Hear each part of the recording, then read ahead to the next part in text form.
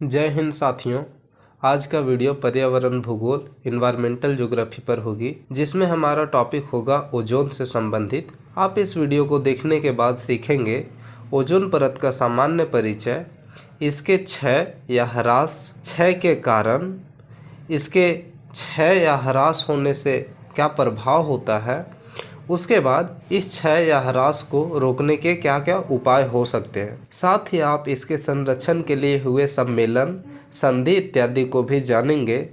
Friends, video में आगे बढ़ने से पहले आपसे एक विनती है, अगर आप हमारे चैनल पे नए हैं तो चैनल को सब्सक्राइब जरूर से कर लें और वीडियो अच्छा लगे तो वीडियो को लाइक करें। अपने सुझाव और अगला वीडियो का टॉपिक कमेंट्स बॉक्स में ज़रूर बताएं। तो चलिए अब हम वीडियो में आगे बढ़ते हैं और सीधा मुद्दे की बात करते हैं।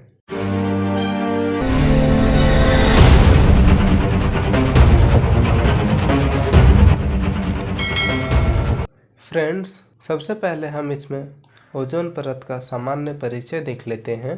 पृथ्वी की वायुमंडल की सबसे निचली परत जो हमें आवृत किए हुए है, ढके हुए है, उसे हम क्षोभ मंडल, ट्रोपोस्फेयर कहते हैं।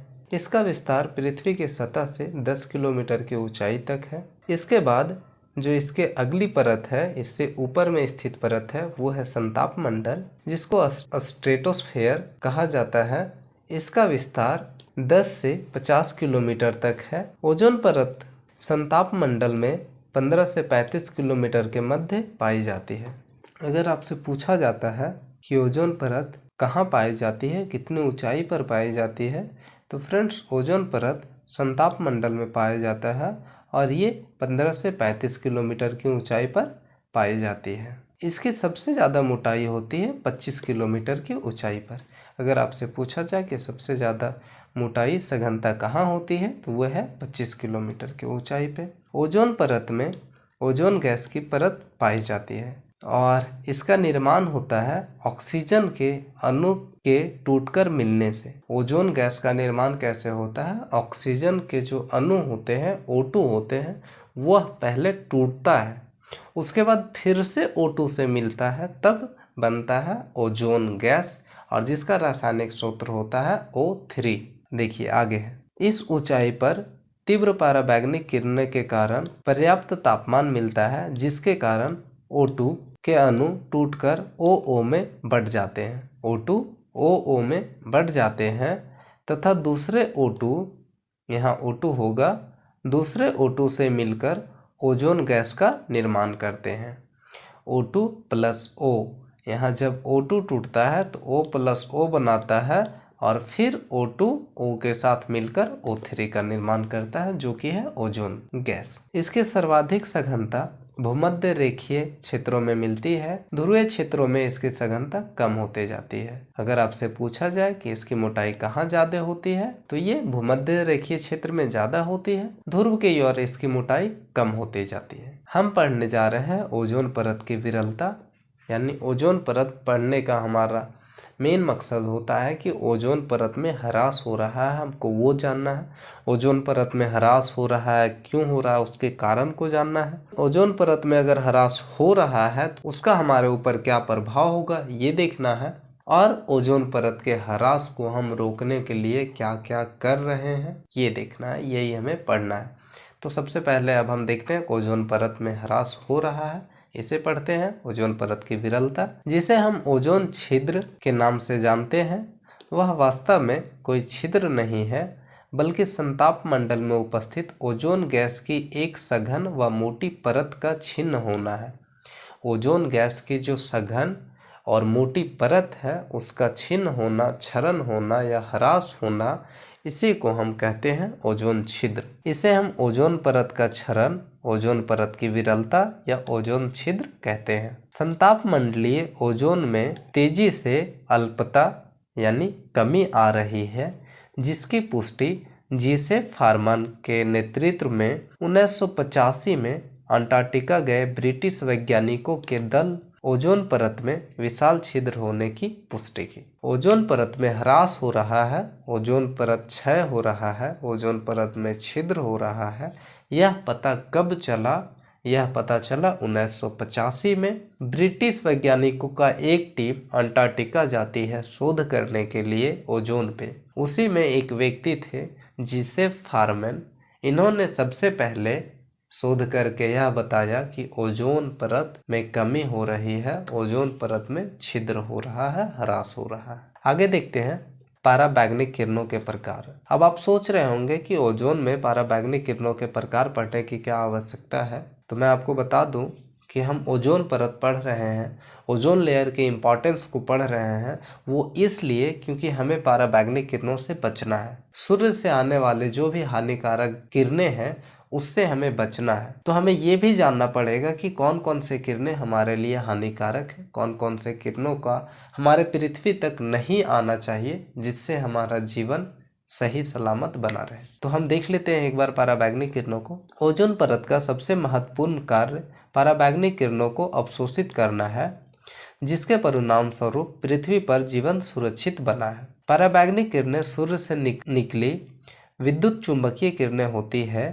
इन्हें प्रमुख रूप से 3 वर्गों में विभक्त किया जाता है। पहला है पराबैंगनिक ए। इस प्रकार की पराबैंगनिक किरणें हमारे पृथ्वी तक पहुंचती है, किंतु यह हानिकारक नहीं होती है। पराबैंगनिक ए किरणें जो होती है वे हानिकारक नहीं होती, हमारे पृथ्वी तक यह पहुंच जाती है। ओजोन का इन पराबैंगनिक किरणों पर कोई प्रभाव नहीं होता है। पराबैंगनिक बी, इसके अंतर्गत वे पराबैंगनिक विकिरणें सम्मिलित की जाती है जो ओजोन द्वारा अवशोषित होती है। इस प्रकार के विकिरणों का पृथ्वी पर पहुंचना हानिकारक है। यदि ओजोन की परत छिन्न हो गई तो यह पराबैंगनिक भी पृथ्वी पर पहुंचकर जनजीवन को हानि पहुंचाएगी। पराबैंगनिक किरणें हानिकारक होती है, हम यही मान के चलते हैं कि ये हमारे पृथ्वी पे ना पहुंचे, इसलिए ओजोन का सही सलामत होना बहुत जरूरी है। अगला किरण है पराबैंगनिक सी। ये सबसे खतरनाक किरण होता है। आपको अगर पूछा जाता है कि पराबैंगनिक किरणें में अगर स्पेसिफाई करके पूछा जाता है कि कौन से पराबैंगनिक किरणें ज़्यादा हानिकारक है, ए बी सी, तो आप सी पे जाएंगे। सी ज़्यादा हानिकारक होता है। यह पराबैंगनिक विकिरण अधिक उष्ण यानी अधिक गर्म होता है और बहुत हानिकारक होता है। यह ऑक्सीजन द्वारा अवशोषित कर ली जाती है और पृथ्वी तक नहीं पहुंचती। अगर पहुंची तो समझ लीजिए खल्लास। ओजोन परत की विरलता के कारण हमने ओजोन परत को देखा, ओजोन परत के क्षरण हो रहा है, यह हमने समझा। हमें ये देखना है कि ओजोन परत का क्षरण, ह्रास या विरलता, कमी क्यों हो रहा है, यह हमें देखना है। तो ओजोन परत के कमी के क्या क्या कारण हैं? इनमें सबसे पहला कारण है ओजोन परत छिन्न करने वाली गैसें। जो सबसे इम्पॉर्टेंट है ओजोन परत को खत्म करने वाली, ओजोन परत का ह्रास करने वाली, वे है कुछ गैसें जो कि काफ़ी हानिकारक है ओजोन के लिए। उनमें से सबसे पहला आता है क्लोरोफ्लोरोकार्बन, सबसे इम्पॉर्टेंट गैस, जिसका प्रमुख स्रोत होता है एसी, रेजिन, फोम, नर्म प्लास्टिक, इलेक्ट्रॉनिक उद्योग में जो रसायन होता है, ये सारे इनके प्रमुख स्रोत हैं क्लोरोफ्लोरोकार्बन के, जहाँ से क्लोरोफ्लोरोकार्बन उत्सर्जित होते हैं। ये क्लोरोफ्लोरोकार्बन ओजोन क्षरण में सबसे अहम भूमिका निभाती है। आगे है अग्निशमन के लिए जहाजों, वायुयानों एवं कंप्यूटर कंट्रोल के रूप में काम आने वाली हैलोन्स गैसें। जो हैलोन्स गैसें होती ये भी ओजोन क्षरण में काफी महत्वपूर्ण भूमिका निभाती है। अगला है हाइड्रोब्रोमोफ्लोरो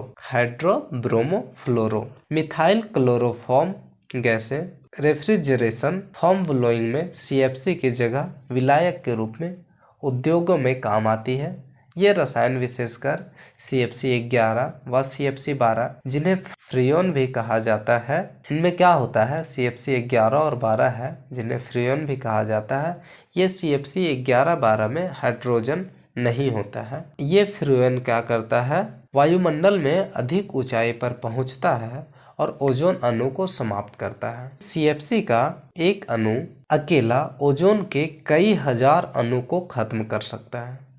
CFC का एक अणु अकेला ओजोन के कई हजार अणु को खत्म कर सकता है। तो आप इस बात से अंदाज़ा लगा सकते हैं कि CFC ओजोन के लिए कितना हानिकारक है और ओजोन का रहना हमारे लिए कितना ज़रूरी है। जेट विमान और अग्निशमन अंतरिक्ष रॉकेट के द्वारा भी ओजोन परत का विनाश होता है।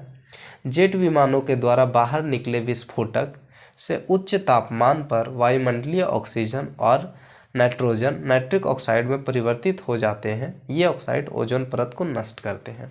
जितने भी जेट स्ट्रीम हैं जिनसे विस्फोटक निकलते हैं, उनसे क्या होता है, विस्फोटक निकलने के बाद वहाँ का तापमान बढ़ जाता है। वायुमंडल में ऑक्सीजन होता है, नाइट्रोजन होता है। तापमान बढ़ने के कारण इन दोनों में अभिक्रिया होता है। अभिक्रिया होने के बाद ऑक्सीजन और नाइट्रोजन नाइट्रिक ऑक्साइड में बदल जाते हैं और ये नाइट्रिक ऑक्साइड ओजोन के लिए हानिकारक होते हैं। आप इसका सूत्र भी नीचे देख सकते हैं, N2 + O2 high temperature 2NO।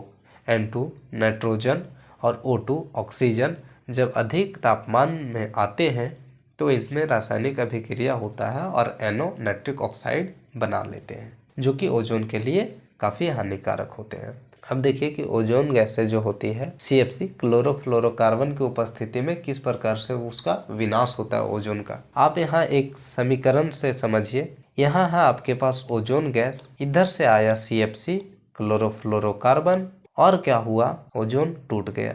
Ozone टूटने के बाद बना क्या, ऑक्सीजन और एक अणु O का, और इससे क्या हुआ, ओजोन तो खत्म हो गया। ओजोन का सूत्र होता है O3। क्लोरोफ्लोरोकार्बन की उपस्थिति में आने के बाद ये टूट गया, यानी अपनी जो वास्तविक उसकी स्थिति थी, उसका गुण था, वो नहीं रहा, तो ओजोन गैस नहीं रहा। अब वो टूट गया। तो इससे क्या होता है, इसी प्रकार से वो धीरे धीरे नष्ट होते जाता है CFC के वजह से ओजोन। अब हमने जब ये देख लिया कि ओजोन का ह्रास हो रहा है, तो हमें अब ये देखना बहुत ज़रूरी है कि ओजोन की ह्रास से हमारे ऊपर क्या प्रभाव पड़ रहे हैं। क्योंकि अगर हमारे ऊपर कोई प्रभाव नहीं पड़ेंगे तो हम इन पे ध्यान ही नहीं देंगे। सबसे पहले हम अपने फ़ायदे देखते हैं, तो हमें ये देखना पड़ेगा कि इससे हमारे ऊपर क्या प्रभाव हो सकते हैं और हो रहे हैं, और इन्हीं सबसे बचने के लिए हम ओजोन का संरक्षण करेंगे। तो चलिए अब हम प्रभाव पे बात कर लेते हैं कि इनसे क्या प्रभाव होते हैं। सबसे पहला है, ओजोन परत में 5% की विरलता पृथ्वी पर पराबैंगनी किरणों को 10% अधिक पहुंचाती है। यानी अगर ओजोन परत में 5% की कमी होती है तो इसका दोगुना पराबैंगनी किरणें पृथ्वी पर पहुंच जाएगी, 2 टाइम्स। अगर 5% की कमी हो रही है तो 10% पराबैंगनी किरणें पृथ्वी पर अधिक पहुंचेगी।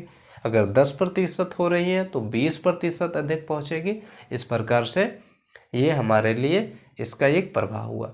आगे है, इसी से ओजोन परत का जब क्षरण होता है, ह्रास होता है, तो पराबैंगनी किरणें पृथ्वी तक पहुंचती है और उससे त्वचा कैंसर, मोतियाबिंद जैसे बीमारी का उत्पन्न होना चालू हो जाता है। इसके कारण प्रतिरक्षा तंत्र भी सही ढंग से काम नहीं करता है। ओजोन के प्रभाव से पौधों का प्रकाश संश्लेषण भी प्रभावित होता है। और आगे है, ओजोन की अल्पता यानी कमी से पृथ्वी का तापमान बढ़ेगा। ओजोन परत की अगर ह्रास होता है तो पराबैंगनी किरणें पृथ्वी तक पहुंचेगी। पराबैंगनी किरणें का तापमान अधिक होने के कारण पृथ्वी का तापमान बढ़ेगा, और पृथ्वी का जब तापमान बढ़ेगा तो इससे हजारों तरह की परेशानियां उत्पन्न होगी। दक्षिणी ध्रुव क्षेत्र में औसत तापमान में वृद्धि से ताप संतुलन गड़बड़ा गया है। ये तो चालू हो गया। इसके और भी कई सारे कारण हैं तापमान बढ़ने के, चलिए यहाँ भी आप देख लीजिएगा। पर्यावरण के संदर्भ में संपूर्ण पारिस्थितिकी तंत्र का इसका विनाशकारी प्रभाव पड़ता है। ओजोन के ह्रास होने के कारण वनस्पतियों का सूखना, फसलों की उर्वरता घटना तथा अन्य जीवों के विकास पर घातक प्रभाव पड़ता है। ओजोन ह्रास के कारण पृथ्वी की ताप वृद्धि के कारण बाढ़ आते हैं। बाढ़ आने से क्या होता है, जल का मात्रा बढ़ता है, समुद्र के जो लेयर होते हैं पानी के वो बढ़ते हैं, और उससे क्या होता है, द्वीप डूब जाते हैं। विनाशकारी तूफानों के खतरे आते हैं। इसके बाद दक्षिणी ध्रुव क्षेत्र में ओजोन छिद्र CFC से उत्पन्न क्लोरीन परमाणुओं से बढ़ा है।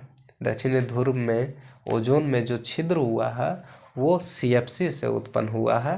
क्लोरीन का जो परमाणु है, CFC में क्लोरीन है, उसके परमाणु से ये बढ़ा है। आगे देखते हैं, यहाँ पर हिम की 2000 मीटर की मोटी परत पूरे महाद्वीप को ढके हुए है। यदि किसी कारणवश यह पिघल जाए तो जल प्लावन की स्थिति उत्पन्न हो जाएगी, यानी जल की मात्रा बढ़ जाएगी और सब कुछ डूब जाएगा, जिसके कारण समुद्री जल स्तर में वृद्धि हो जाएगी और तटीय जनजीवन समुद्र में समाहित हो जाएगी। अंटार्कटिका के क्षेत्र में ओजोन क्षरण से उत्पन्न छिद्र लगभग 70 लाख वर्ग किलोमीटर में विस्तृत है। अंटार्कटिक क्षेत्र में ओजोन क्षरण से उत्पन्न जो छिद्र है वह लगभग 70 लाख वर्ग किलोमीटर में है। आप अंदाजा लगाइए कि कितना बड़ा एरिया खत्म हो चुका है ओजोन। तो ये हमारे ओजोन के विरल या ह्रास होने के प्रभाव थे।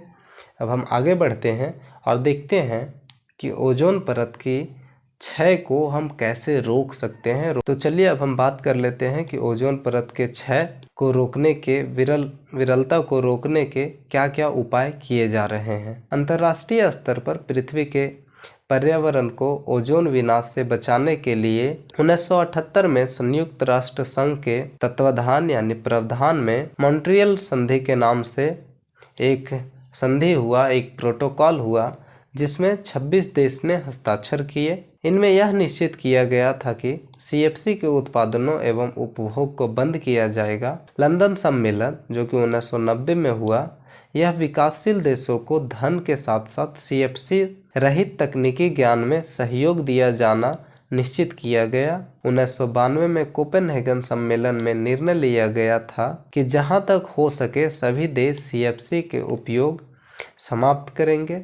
सीएफसी के विकल्पों के विकास के दिशा में भारत सहित अनेक देश शोध कर रहे हैं। हैदराबाद स्थित रासायनिक प्रौद्योगिकी संस्थान द्वारा एक ऐसे यौगिक का संश्लेषण किया गया है, निर्माण किया गया है, जिसके गुण हेलोकार्बन जैसे हैं, परंतु उसमें क्लोरीन अनुपस्थित है। इस यौगिक के उपयोग से ओजोन का संरक्षण किया जा सकता है। तो ये सारे उपाय जो है, ये सारे स्टेप्स उठाए जा रहे हैं हमारे सरकार के द्वारा, हमारे पर्यावरण संगठन के द्वारा, जिससे ओजोन का संरक्षण किया जा सके। तो फ्रेंड्स, आज हमने जो भी टॉपिक डिस्कस करने की बात की थी उसमें से हमने सारे लगभग डिस्कस कर लिए। सभी टॉपिक को हमने बारीकी से समझा, एक एक करके डिटेल में समझा। उम्मीद है आपको ये वीडियो अच्छा लगा होगा, समझ में आया होगा, कुछ सीखने को मिला होगा। तो आज के वीडियो को हम यहीं अंत करते हैं। वीडियो अगर आपको पसंद आया हो तो वीडियो को लाइक ज़रूर करें। चैनल को आपने अगर अभी तक सब्सक्राइब नहीं किया है तो आप चैनल को सब्सक्राइब जरूर से कर लें। हम फिर मिलेंगे एक नए वीडियो के साथ, तब तक के लिए बाय बाय, धन्यवाद।